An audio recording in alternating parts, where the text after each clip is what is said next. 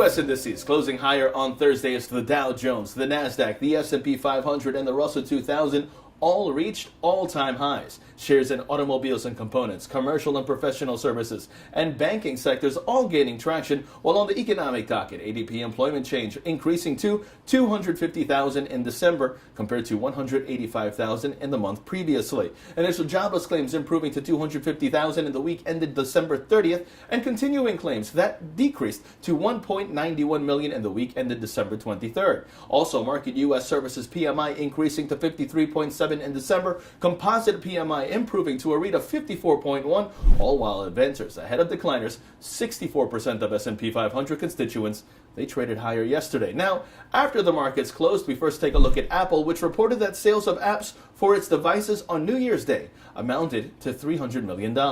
Barnes & Noble's posted holiday sales for the 9-week holiday period down 6.4% year over year at $953 million, while closing out the week over in Asia. The markets, they were up today. The Nikkei up 0.89%, the Hang Seng up 0.25%, China CSI 300 up also 0.25%, while South Korea's Kospi, that too was on the upside 1.26%. European indices are trading higher, and U.S. futures call for a positive start. In terms of expectations today, Constellation Brands third quarter EPS CNET $1.29, while on the economic docket 8:30 in the morning we have the December change in non-farm payrolls figures. And that's not all. We also have December unemployment rate expected at 4.1%. The November trade balance is also due out. Well, 10 o'clock in the morning we have December ISM non-manufacturing, also November factory orders, and November final durable goods read. Now, over in the markets, the S&P 500 that sees the further upside continue to prevail, while the Nasdaq sees the upside prevail as well, but that's in focus. The relative strength index for the Nasdaq calls for a rebound,